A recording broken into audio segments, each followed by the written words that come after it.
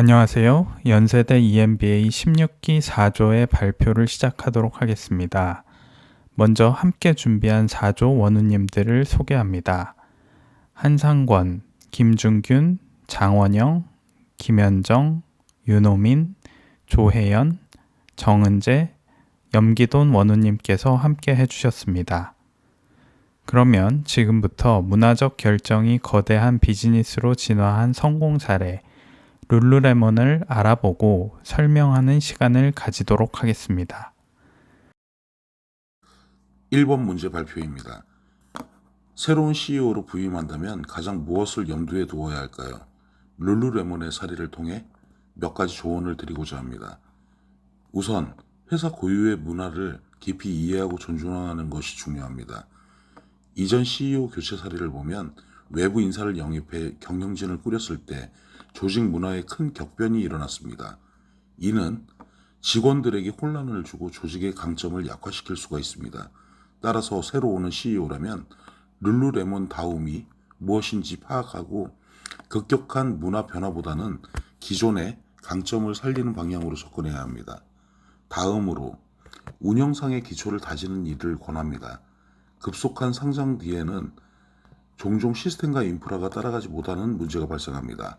실제로 룰루레몬은 급격한 매장 확장으로 재고 관리 시스템이 성장 속도를 따라가지 못하고 미국 신규 시장에서는 입지 선정 실책으로 수요에 비해 임대료 등 비용이 과다한 매장들이 생겨났습니다. 새 CEO는 이런 운영상의 허점을 신속히 보완해야 합니다. 구체적으로는 공급망과 재고 시스템을 업그레이드하고 성과가 부진한 매장의 전략을 재검토하는 한편 부서 간 의사소통을 원활히 하여 조직 전체가 느려지는 사태를 막아야 합니다. 즉 내부의 숨은 비효율을 개선하여 성장의 토대를 다시 튼튼히 하는 것이죠. 또한 리더십과 직원들이 신뢰를 쌓는 것이 우선입니다. 크리스텐 데이가 CEO로 내장되었을 때에는 회사 내부에 사기가 떨어지고 분열된 리더십 팀이 큰 문제였습니다. 새 CEO는 이러한 조직을 하나로 재정비하고 협업 문화를 복원해야 했습니다.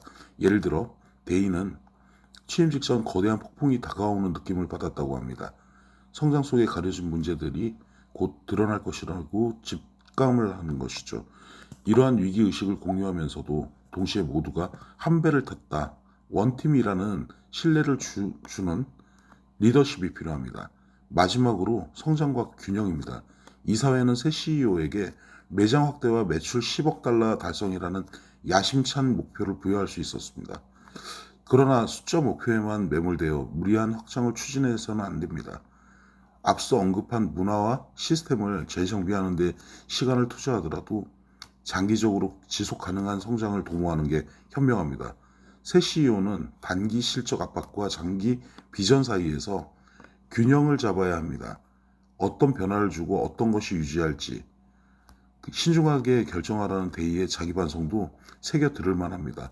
요약하자면 새로운 CEO에게 가장 중요한 조언은 사람과 문화를 우선시하면서도 철저한 운영 개선을 통해 기업의 기초를 다지고 그 토대 위에서 무리 없는 속도로 회사 성장 곡선을 그려나가라는 것입니다.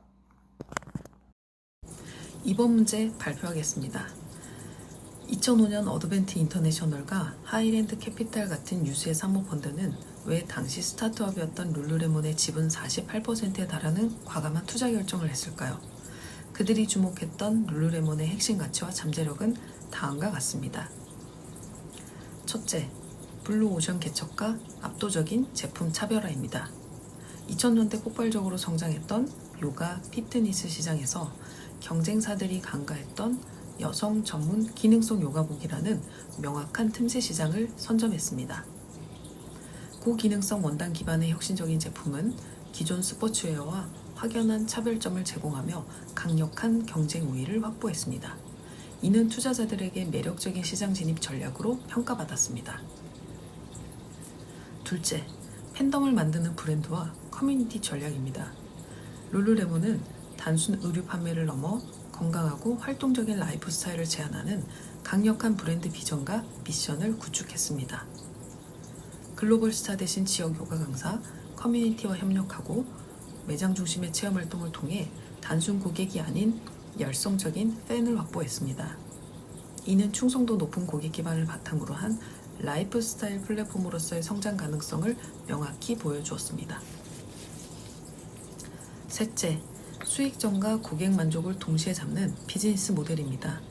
대부분의 경쟁사들이 도매 유통망을 통해 백화점이나 스포츠 용품 매장에 상품을 공급한 것과 달리 룰루레몬은 디자인, 제조, 판매를 직접 관리하는 수직적 소매 모델을 통해 유통 마진을 최소화하고 고객 피드백을 제품 개선에 신속히 반영했습니다. 뛰어난 제품력, 효율적인 직접 판매 구조는 당시 작은 규모임에도 불구하고 경쟁사 대비 월등히 높은 매장당 매출 및 수익성을 기록하는 핵심 동력이 되었습니다. 투자자들은 이 고효율 비즈니스 모델의 수익성과 확장성에 주목했습니다. 마지막으로 검증된 성공 모델의 글로벌 확장 잠재력입니다.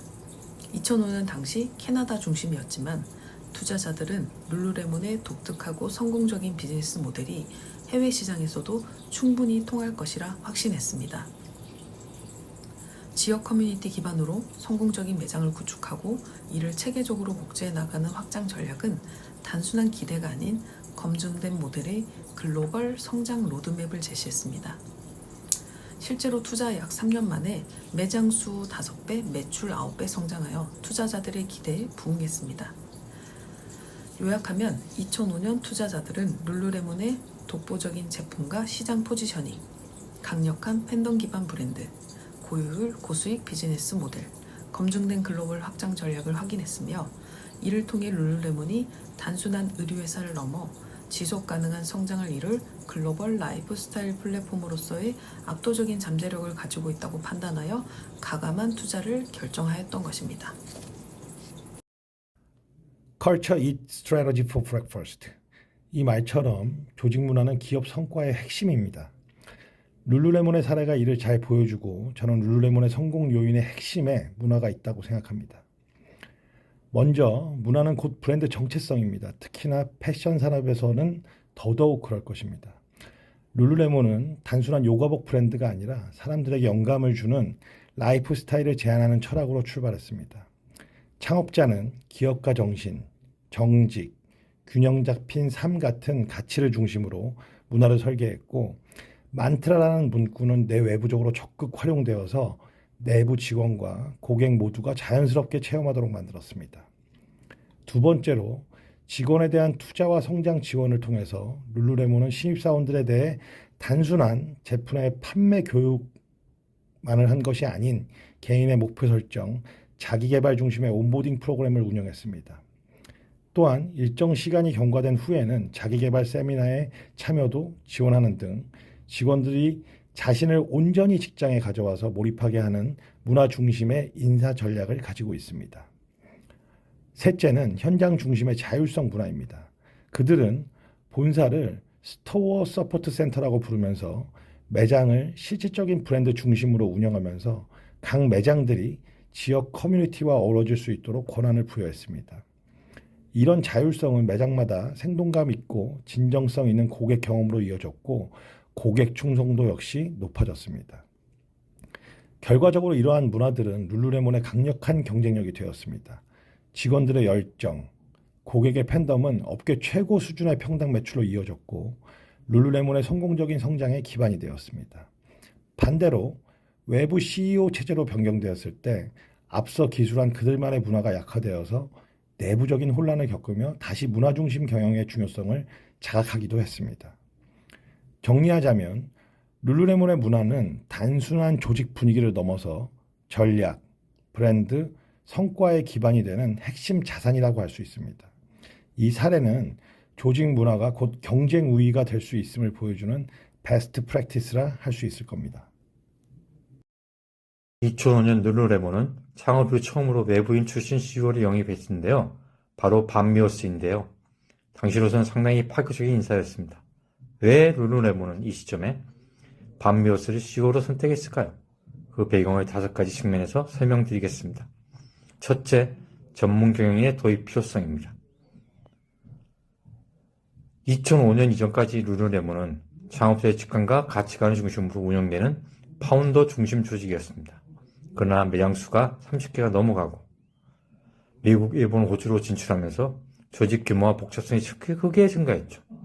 이 시점에 회사는 가족 운영 가게에서 벗어나 보다 체계적인 경영을 필요성을 느끼게 되었습니다.